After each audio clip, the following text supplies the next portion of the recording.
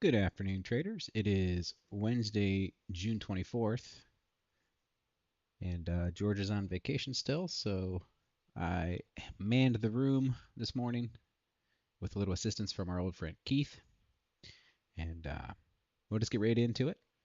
Sorry I'm a little late. I had a little bit of technical difficulties trying to get my computer to connect, but we're in there now. So essentially, um, overnight, you can see we kind of went sideways. So as I opened the room, we were discussing this. There was a little bit of divergence. So the NQ to me was making lower highs. So you can see it's kind of trending down. And then the ES at the same time was kind of making higher highs. And that actually happened yesterday too. So I called a long on ES yesterday and not on NQ, and it played out very, very nicely. But that was essentially the main guidance. But because it was chopping, I actually had targets on both sides. So let's get into the NQ real quick.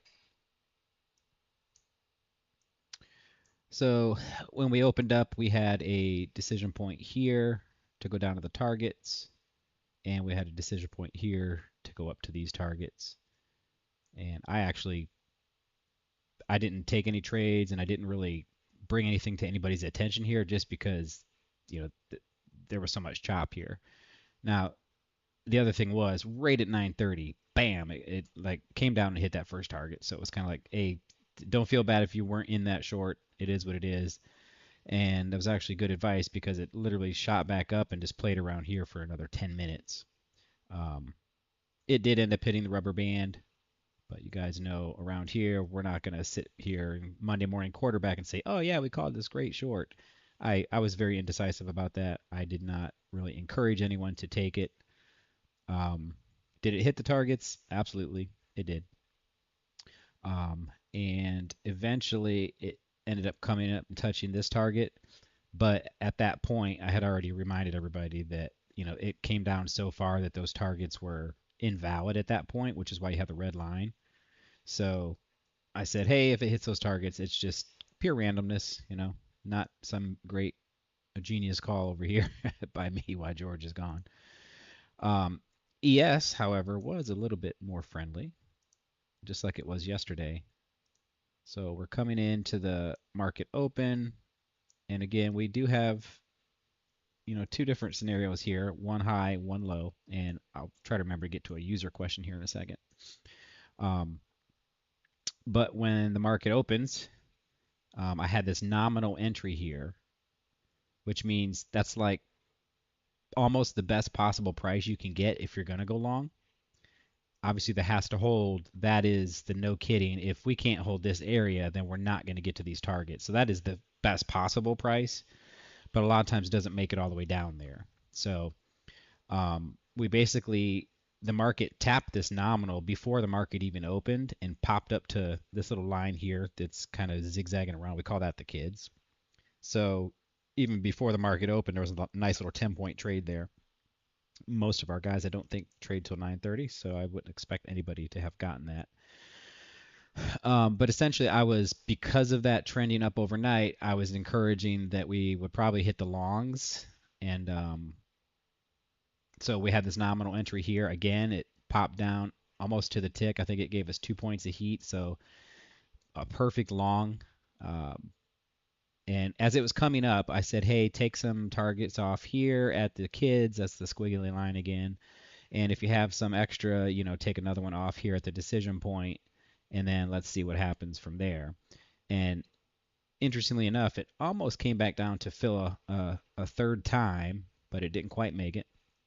And then it did finally come back here, and this one was nearly perfect as well. I think it was 2.5 points of heat, which is nothing in the ES. And it popped up within about 10 minutes to that first target. So 31.5 points to that target. And again, you were probably taking profit along the way here at the kids, decision point, and first target if you had 3. And the funny part is it came back at 10:30, and this is like the 4th touch. So I called out in the room. I said, hey, it might not hold as well here. And you can see It did take a little bit of heat. Again, less than 5 points. And this time it actually ran to full targets all the way up to the rubber band. So this trade here from 10:20 to 10:50 was 25 minutes, and if you held all the way to the rubber band, uh, it was even a 43-point trade. And I had actually even said, hey, if it bounces here, I'm pretty confident it's going to get above this time. And the interesting thing was at the time I brought onto the chart and I was pointing out that this area right here was literally the overnight highs, so that's why I was thinking it was having trouble getting through. But by the time it came back that last time, I said it will probably run to at least the second target, and it paid off. It did. Now the user question was, there's some short targets here and some long targets here. How do you know which one you should be playing? And I kind of re-explained how I saw the higher highs here overnight, so that's why I was leaning and encouraging the longs. But this was one of those days where we could actually have people long and short in the room and both people making money. So when the market opened up here, if you were a short bias, because everybody in the room has their own opinions, we are certainly not the experts on it. And if you're looking at the hourly, the 15-minute, the 5-minute, and you decide, man, I really think this thing's lost steam, it's going to drop.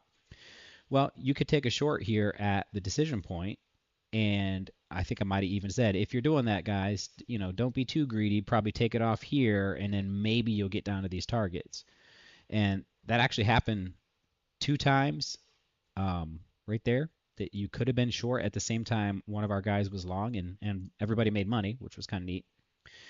Um, and then I did say, hey, George doesn't normally do this, but later in the day, if we do break through this area, I said I have a really good feeling based on price action that it would probably make it to at least these first two targets, and then this would be a rubber band. Now I did not draw the ovals like George does because these weren't official, but I was just kind of backing up the concept that we had a long bias, and that's okay. Maybe you had a short bias. We have traders in here that have been trading for a long time, so your bias may be correct as well. And the really cool thing is when it finally made its way back down here and broke that area, what did it do? It literally shot straight to that target in about 15 minutes. And it actually did get to the second target a couple ticks over. So if you're around late in the day and you remember that we were talking about these, I called them bonus targets, then you had another bonus 30-point trade towards the end of the day there. That worked out pretty good. Now, I have no idea what happened after the market. I'm guessing there was some sort of earnings or something because the NQ just Captain Odie in our Discord, he calls these face rippers. It literally just started here and ripped up 700 points. So um, whatever it did was pretty cool. But the cool thing is, if you zoom out here, there was a lot of action today, but we really haven't gone anywhere in the last 2 days. So we will see what happens tomorrow. George is still on vacation the rest of the week and next week, and I am actually going out of town tomorrow as well. So I may drop in and put some levels in the morning before I go. If I don't see anything confident, then I will not, because I will not be able to commentate around them. And sometimes the commentary is, very important. That's what would have allowed you to, get these 4 long trades. And if you got those 3 or 4 trades, you're up 100, 120 points in the ES. So definitely pretty good trading day here in the room. So I would not recommend, signing up for a trial for tomorrow or Friday because I'm not going to be here. But if you do, that's okay. We will extend your trial manually, and we will make sure that you get a full week with George when he comes back. So if you're itching to get signed up, please do it. And then, yeah, that's it. I might see you guys in the morning. If not, I'll see you next week.